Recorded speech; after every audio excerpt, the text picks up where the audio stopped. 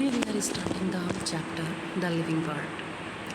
In this chapter, इस chapter में सिर्फ हमारे पास दो ऐसे टॉपिक्स आते हैं जिनसे हर साल क्वेश्चन आ रहा है। नंबर एक हमारा एक बाइनोमियल नोमेनक्लेचर होता है और दूसरा आता है जो हमारी हायरार्की दी जाती है वो बहुत ज़्यादा इम्पॉर्टेंट है। इसलिए यहाँ पर दो ही टॉपिक्स मैंने बहुत ज़्यादा इम्पॉर्टेंट कंसीडर किए हैं। इन दो टॉपिक्स से आपको हर साल में क्वेश्चन मिलता है।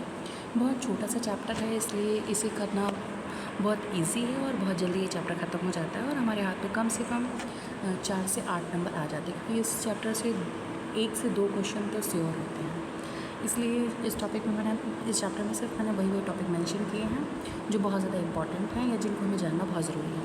जैसे मैंने यहाँ पर मेंशन कर दिया है हमारी बायोडाइवर्सिटी कि हमारी बायोडाइवर्सिटी क्या होती है। The number of species that are known and describe, जो रेंज है हमारे पास बायोडाइवर्सिटी की वो 1.7 टू 1.8 मिलियन के अराउंड है। 1.7 टू 1.8 मिलियन बायोडाइवर्सिटी ये रेंज शायद थोड़ी सी वेरिएबल मिलती है हमारे बायोडाइवर्सिटी के चैप्टर से जो हमारे क्लास 12 का चैप्टर है। अब यहाँ पर बताते हैं कि बायोडाइवर्सिटी क्या होती है। Number and type of organism present on earth. Number और टाइप ऑफ ऑर्गेनिज्म जो भी प्रेजेंट होते हैं अर्थ के ऊपर उन्हें मिला करके बायोडाइवर्सिटी कहते हैं। यहाँ पर मैंने कुछ टॉपिक्स यहाँ पर मेंशन किए हैं। ICZN की फुल फॉर्म होती है international code of zoological nomenclature. यहाँ पर याद रखने वाली बात है कि यहाँ पर ऑफ लगा है, आप इस चीज़ को यहाँ पर भी देख सकते हैं, international code of zoological nomenclature. और जो ICBN है, BN देखो हम कभी भी प्लांट के लिए कुछ करते हैं के लिए तो इसमें फॉर आता है, international code for botanical nomenclature. For plant देखिए अब यहाँ पर लिखा है फॉर प्लांट साइंटिफिक नेम जो है वो कोडेड किया गया है किसके through, international code for botanical name ICBN। इनके फुल फॉर्म्स हमसे कभी कभी पूछ ली जाती हैं। एंड एनिमल टॉक्सोनॉमिस्ट जो थे उन्होंने लिखा था ICZN international code of zoological nomenclature. ये दो टॉपिक यहाँ पर सबसे ज़्यादा इंपॉर्टेंट थे। उसके बाद हमारा जो पहला इंपॉर्टेंट टॉपिक आता है बाइनोमियल नॉमेनक्लेचर। पहले मैंने इसको साइड में यहाँ पर निकाल के दिया है कि बाइनोमियल नॉमेनक्लेचर जो था वो केरला लेटेस्ट दिया है। जनरली ये लैटिन में होता है, जनरली लैटिन लैंग्वेज में लिखा जाता है। यहाँ पर लिखा है biological nomenclature are generally Latin, but जब हम उसको लिखते हैं तो इटैलिक में लिखते हैं। कैसे लिखते हैं, written in italic. They are latest और derive from the Latin irrespective of their origin, जिस तरीके से ओरिजिन हुए हैं। उसके बाद में एक इसमें आ जाता है, इसको जब हम कभी इसको हैंड रिटन करते हैं तो सेपरेटली अंडरलाइन करते हैं। किसी भी नॉमेनक्लेचर में दो चीज़ें होती हैं, पहला जीनस होता है, दूसरा होता है स्पीसीज़ या स्पेसिफिक एपिथेट्स। स्पीसीज़ जो होता है उसको हम हमेशा स्मॉल लेटर से लिखते हैं, वहीं हम जीनस को कैपिटल लेटर से स्टार्ट करते हैं। तो हमारे पास बाइनोमियल नॉमेनक्लेचर में सिर्फ यही इतने सारे क्वेश्चंस बनते हैं। अब हम यहाँ पर पैराग्राफ के अंदर भी देख लेते हैं। Each name has 2 component. Name के 2 कंपोनेंट होते हैं। नंबर 1 जेनेरिक नेम, दूसरा स्पेसिफिक एपिथेट्स। जेनेरिक नेम को ही जीनस बोलते हैं और स्पेसिफिक एपिथेट्स को ही स्पीसीज बोल देते हैं। ये दो कंपोनेंट से मिलकर के बना है, इसलिए इसको कहते हैं बाइनोमियल नॉमेनक्लेचर, क्योंकि ये नॉमेनक्लेचर की तरीका था जिसमें दो नेम्स को मिला करके मिल रहा था, इसलिए इसको बाइनोमियल नॉमेनक्लेचर कहते हैं। इसको दिया था कैरोलस लिनियस ने। जैसे कि यहाँ पर आप एक एग्जांपल देख सकते हैं, मैंजीफेरा इंडिका। मैंजीफेरा इंडिका में जो मैंजीफेरा है वो हमारा जीनस है और इंडिका जो है वो हमारी स्पीसीज़ है। इसलिए जो मैंजीफेरा का जो जीनस है उसका M जो है वो कैपिटल लेटर से स्टार्ट है, मतलब मैंजीफेरा की जो स्टार्टिंग है उसमें जो कैपिटल लेटर से है, और जो इंडिका है वो स्पीसीज़ है वो स्मॉल लेटर से स्टार्ट है। इसीलिए मैंजीफेरा नीचे लाइन में हमने यहाँ पर डिस्क्राइब भी किया गया है कि Mangifera represent the genus, indica is particular species. General अब हम बाइनोमियल नॉमेनक्लेचर की जो यूनिवर्सल रूल्स हैं उनको देख लेते हैं। Binomial nomenclature generally in written Latin, मैंने साइड में भी लिख रखा है कि जनरली लैटिन में होता है, और रिटन इन इटैलिक, और इटैलिक में लिखा जाता है। जब भी हम उसे, अब अगली लाइन देखते हैं, first word is biological name represent the genus, genus को रिप्रेजेंट करता है, and second components denotes the specific epithets, मतलब जो सेकेंड वर्ड्स होता है वो डिनोट करता है स्पेसिफिक एपिथेट्स को या जिसको हम स्पीसीज बोल देते हैं। Both the word in binomial nomenclature when hand written, जब हम हाथ से लिखते हैं तब उन दोनों को सेपरेटली अंडरलाइन करते हैं। अगर सिर्फ अंडरलाइन लिख के आता है तो नहीं कर सकते, क्योंकि सेपरेटली अंडरलाइन करते हैं। और printed in italic to indicate their Latin origin, जो हम अगर प्रिंट में लिखते हैं तो इटैलिक लिखते हैं, जिससे वो लैटिन ओरिजिन को रिप्रेजेंट कर देता है। अब इसका चौथा जो पॉइंट होता है वो first word denoted the genus. First word genus होता है started with capital letter. Specific epithets start with small letter, या स्पीसीज़ को हम स्मॉल लेटर से डिनोट करते हैं, स्टार्ट करते हैं। एग्जाम्पल मैंजिफेरा इंडिका, आप देखते हैं मैंजिफेरा में एम कैपिटल लिखा है, जबकि इंडिका हमारे स्पीसीज़ को रिप्रेजेंट कर रहा है, इसलिए उसका आई जो है वो स्मॉल लेटर में लिखा हुआ है। अब मैंजिफेरा इंडिका, अब यहाँ पर एक रूल और भी बताया गया है कि मैंजिफेरा इंडिका का जो लिन है, इसमें कभी कभी मैंजिफेरा इंडिका लिन लिख देते हैं। It indicate that the species was firstly described by the Linnaeus. जो लिन है वो शॉर्ट फॉर्म है, क्योंकि वो लीनियस ने फर्स्टली उसको डिस्क्राइब किया था। उसके बाद में हम जब क्लासिफिकेशन को देखते हैं तो classification is the process by which everything is grouped into the convenient categories based on some specific observed character। some specific observed character के हिसाब से हम हर चीज़ को क्लासीफाई कर देते हैं। उसके बाद देखते हैं the specific term from these categories is taxa. जो हम स्पेसिफिक टर्म के लिए यूज़ करते हैं तो उसको टैक्सा बोलते हैं, इसीलिए जब क्लासिफिकेशन करते हैं तो उसको टैक्सोनॉमी बोल देते हैं। Based on the characteristic, all living organism can be classified into different taxa। जितने भी लिविंग बीइंग हैं वो क्लासीफाइड होते हैं डिफरेंट टैक्सा के हिसाब से। This process of the classification is called taxonomy. देखिए, इसमें जितनी भी टैक्सोनॉमी में जितनी भी रैंक आती हैं उनको टैक्सा बोल देते हैं, और जब उन रैंक्स को उनको जब हम क्लासिफिकेशन डालते हैं, जो प्रोसेस होता है उसको कहते हैं टैक्सोनॉमी। उसके बाद लिखा है कि characterisation, identification, classification and nomenclature are the process that are basic to taxonomy। Taxonomy का बेसिस क्या होता है? कैरेक्टराइजेशन। किसी भी स्पीसीज़ को पहले कैरेक्टराइज किया जाता है, उसके कैरेक्टर्स देखे जाते हैं, फिर उसको आइडेंटिफाई किया जाता है, उसके बाद उसका क्लासिफिकेशन किया जाता है, और देन उसका नॉमेनक्लेचर किया जाता है। यही प्रोसेस होता है टैक्सोनॉमी का। अब इसका अगला जो टॉपिक आता है, the branch of the study was refer to as the systematics. जब हम इसको रेफ़र करते हैं, जब हम इसकी स्टडी करते हैं तो उसको सिस्टमैटिक्स कहते हैं। और जो सिस्टमैटिक्स वर्ड आया था वो हमारा लैटिन वर्ड है, जो कि सिस्टमा से लिया गया था। सिस्टमा मीन्स होता है systematic arrangement of organism. Systematic arrangement of organism को ही बोलते हैं सिस्टमा। लीनियस, जो कैरोलस लीनियस थे, उन्होंने सिस्टमा वर्ड को यूज़ किया था, systema naturae as the title of the his publication. जो उन्होंने एक बुक पब्लिश की थी उसका टाइटल ही था सिस्टमा नेचुरी। उसके बाद हम अगला टॉपिक देखते हैं टैक्सोनॉमिक कैटेगरीज। ये हमारे लिए इतना इंपॉर्टेंट नहीं है, बट हाँ बेसिक हमको समझ लेना चाहिए। Classification is not a single step process. भाई क्लासिफिकेशन, किसी भी चीज़ को क्लासीफाई करना है तो वो एक सिंगल स्टेप प्रोसेस नहीं है, उसमें हम बहुत सारी कैटेगरीज इन्वॉल्व करते हैं और उनको स्टेप बाय स्टेप लगाते हैं, मतलब एक हायरार्की रिप्रेजेंट करते हैं। तो इसीलिए यहाँ पर लिखा है classification not a single step process but involve hierarchy of step in which each step represent rank और category. Each step represent rank और कैटेगरी। रैंक को रिप्रेजेंट करता है या कैटेगरी को रिप्रेजेंट करता है। जैसे कि हम एक छोटी सी अलमारी में बहुत सारे ब्लॉक्स बना देते हैं, तो कभी अगर हम एक ब्लॉक में सारी जीन्स रख रहे हैं तो वो कैटेगरी होगी जीन्स की, मतलब वो ब्लॉक पूरा जीन्स के लिए हो गया। अगर हम अपने टॉप्स रख रहे हैं तो हम उसमें टॉप का कैटेगरी रख देते हैं। वैसे ही यहाँ पर जिस कैटेगरी में हम इसको स्टेप बाय स्टेप रखते हैं तो उनको कैटेगरी बोलते हैं, रैंक बोलते हैं। इसीलिए overall taxonomic arrangement is called the taxonomic categories. इसीलिए इसको ओवरऑल जो टैक्सोनॉमिक अरेंजमेंट होता है उसको टैक्सोनॉमिक कैटेगरी बोलते हैं। Taxonomic hierarchy. अब हायरार्की क्या होता है? Each category refer to as a unit of classification. जो ईच कैटेगरी होती है, जितनी भी कैटेगरीज हैं वो रेफ़र करती हैं क्लासिफिकेशन की यूनिट को, जबकि क्लासिफिकेशन की इसीलिए बेसिक यूनिट जो है, जैसे कि ईच कैटेगरी जो रेफ़र करती है क्लासिफिकेशन की यूनिट को, जैसे कि जीनस, स्पीसीज़, ये सभी कैटेगरीज़ हैं। तो इनमें से जो बेसिक कैटेगरी होती है वो कहलाती है स्पीसीज़। उसको स्पीसीज़ बोलते हैं। और इनके लिए taxon represent a rank and it's called termly taxon. Taxon कहते हैं, इन सबको टैक्सॉन कहते हैं। A group of organism sharing common feature, जितने भी ग्रुप ऑफ ऑर्गेनिज्म होते हैं जो कॉमन फीचर शेयर करते हैं, उनको एक कैटेगरी के अंदर डाला जाता है।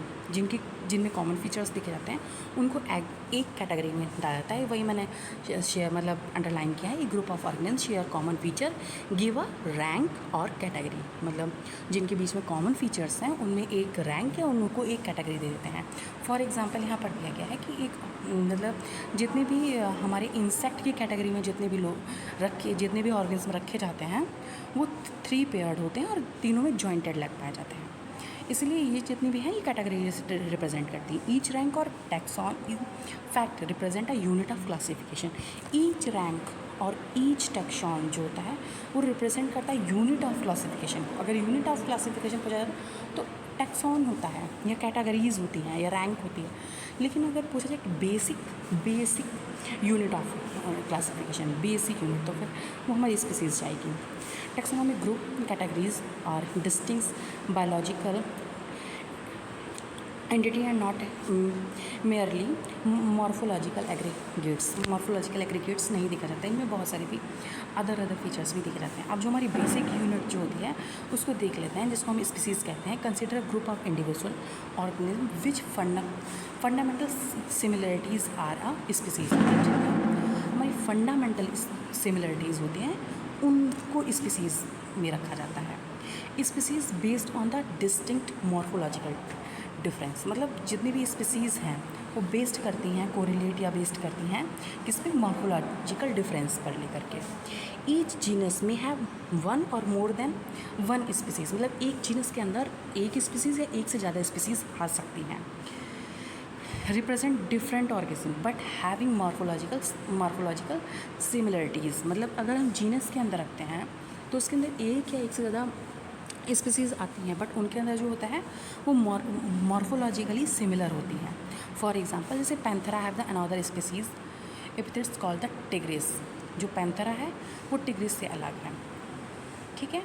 यहाँ पर हमने ऐसे बता दिया। And Solanum includes species like the Solanum, जो हमारा जीनस है वो इंक्लूड करता है नेग्रम को, नेग्रम and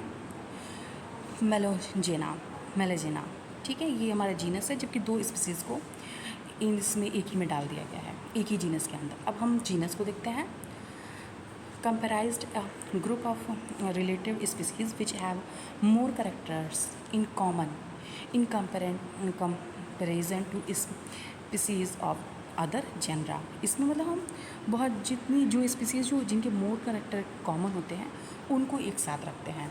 general aggregates of the closely related species, जो स्पीसीज़ क्लोजली रिलेटेड होती हैं उन्हीं स्पीसीज़ को हम इसके अंदर डालते हैं।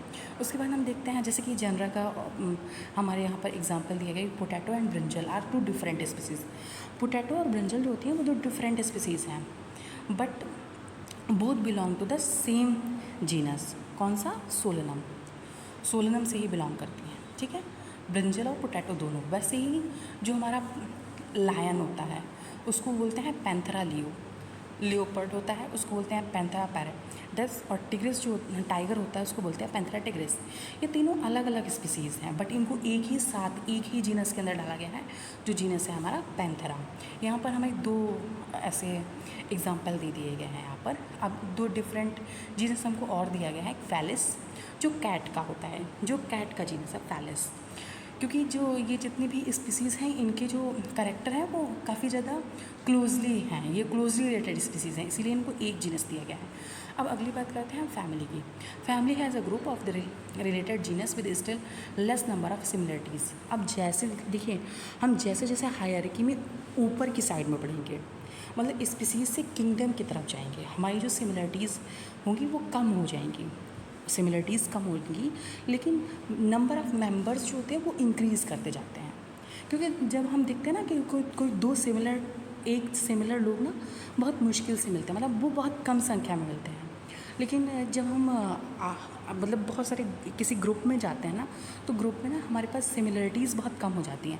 ऐसा नहीं है कि एक ग्रुप में जितने भी लोग प्रेजेंट हैं उनकी सिमिलरिटी एक ही जैसे, वो सारे एक जैसे होंगे, नहीं। अगर हम ग्रुप में पढ़ते हैं तो मेंबर्स एक जैसे, जैसे हम कभी कभी दो फ्रेंड्स को देखते हैं तो वो एक दूसरे के काफ़ी सिमिलर होते हैं, बट जब हम पूरी क्लास को देखते हैं तो वो डिफरेंट होती है, बट नंबर ऑफ़ मेंबर्स बढ़ जाते हैं। यहाँ पर वही फैमिली के बारे में बताया गया और फैमिली के बारे में बोला गया है कि फैमिली जो फेलिडियाई है एंड कैनिडियाई रिप्रेजेंट, अब किसको किसको करती है, यहाँ पे हम देख सकते हैं कैट एंड डॉग की similar. If you observe the feature of the cat and dog you will find some similarities are some differentiation, मतलब डिफ्रेंशिएशन भी होता है, सिमिलरिटीज़ भी होती है। They are the separately into the two different families, Felidae और Canidae. लेकिन जब हम देखते हैं लायन और लायन की जितनी भी वो स्पीसीज़ हैं उनको और कैट को, तो उनकी सिमिलरिटीज़ काफ़ी ज़्यादा हैं। तो कैट और लायन मतलब जीनस पैंथेरा और जीनस फेलिस एक साथ रखे गए हैं फेलिडियाई में। अब हम ऑर्डर को देखते हैं तो generally order and other higher taxonomic categories are identified based on the aggregated of the character. जितने जितने करेक्टर एग्रीगेट होते जाते हैं उसी तरीके से हम अदर मतलब ऑर्डर के साथ साथ अदर हायरार्की भी। लेकिन जो इसका exhibition of few similar character, मतलब जब तक हम जीनस को देख रहे थे तो most of the similar character देख रहे थे, लेकिन जब जैसे जैसे हम हायरार्की में ऊपर की तरफ जाएंगे, मतलब हम जितना असेंडिंग ऑर्डर में जाएंगे, हमारे जो करेक्टर होंगे वो फ्यू सिमिलर्स हो जाएंगे, मतलब सिमिलरिटी बहुत कम पाई जाएगी। उसके बाद क्लास को देखते हैं, फिर फाइलम, ये फिर किंगडम, मतलब ऐसे ऐसे जैसे कि बहुत सारे। अब यहाँ पर हम ये जो डायग्राम है इसको देखिए, जैसे किंगडम, फाइलम और division, class, order, family, genus, species. जो इसमें आप देख सकते हैं कि जब भी हम स्पीसीज़ से किंगडम की तरफ जाएंगे, मतलब स्पीसीज़ से जीनस, जीनस से फैमिली, ऑर्डर, क्लास, फाइलम और किंगडम की तरफ जाएंगे, तो नंबर ऑफ़ मेंबर, मतलब जितने भी नंबर है मेंबर्स की, जितनी भी संख्याएं हैं ऑर्गेनिज्म की, वो बढ़ती चली जाएंगी, मगर उनमें सिमिलरिटीज़ बहुत कम होंगी। फॉर एग्जांपल किंगडम एनिमलिया में देखें तो हम किंगडम एनिमलिया में कितने सारे हमारे कॉर्डेटा, नॉन कॉर्डेटा और कितने सारे एनिमल्स पाए जाते हैं। उसी में हमारे होमोसैपियंस भी पाए जा रहे हैं, उसी में हमारे रेप्टाइल्स भी पाए जा रहे हैं। लेकिन क्या है, होमोसैपियंस और रेप्टाइल्स में बहुत ज़्यादा सिमिलरिटीज़ हैं? नहीं, उनमें बहुत ज़्यादा सिमिलरिटीज़ नहीं है, बट नंबर अगर किंगडम एनिमलिया के अंदर नंबर देखा जाए तो बहुत बड़ा नंबर आता है। वैसे ही प्लांट्स में भी, किंगडम प्लांटी में भी देखा जाए तो नंबर बहुत ज़्यादा है, बट उनमें सिमिलरिटीज़ बहुत कम कम होती हैं। वहीं अगर एक स्पीसीज़ के अंदर बात की जाए तो एक स्पीसीज़ के अंदर, होमोसैपियंस के अंदर जितने भी लोग हैं सैपियंस के अंदर, तो वो सारे सिमिलर ही हैं, मतलब उनके करेक्टर मोर सिमिलर हैं। तो वैसे ही मैंने कहा है कि अगर हम हायरार्की में ऊपर की तरफ जाएंगे तो हमारी जो सिमिलरिटीज़ हैं वो कम होती जाएंगी, लेकिन नंबर जो होते हैं मेंबर्स के वो बढ़ते चले जाएंगे। अब यहाँ पर ये जो टेबल दी गई है, आप इसको बहुत अच्छे से याद करके जाइएगा, क्योंकि मोस्ट ऑफ द टाइम सिर्फ टेबल में कुछ कुछ चीज़ें, जैसे कि मैन दिया गया और ऑप्शंस में उसकी फैमिली पूछी गई, मैन की फैमिली पूछी गई, और अलग अलग ऑप्शन दी करके आपसे फैमिली पूछी जा सकती है। वैसे ही ऑर्डर्स भी पूछे जाते हैं, सेम वैसे क्लास पूछा जा सकता है। इसलिए इस टेबल को याद करना बहुत ज़रूरी है और इस टेबल को आप बहुत अच्छे से लर्न करके जाइएगा। फर्दर वीडियोज़ में मैं इस टेबल को भी लर्न करने का ट्रिक बता दूँगी। अब मैंने यहाँ पर एक मतलब मैंने जो कुछ इम्पॉर्टेंट टॉपिक था मैंने वो यहाँ पर निकाल के रख दिया है। मैंने जो लास्ट में जो आपको एक बात बताई थी, मतलब हायरार्की को लेकर के, वो चीज़ मैंने यहाँ पे निकाल के रखी है। मैंने हायरार्की को याद करने की एक बहुत अच्छी सी ट्रिक बनाई है।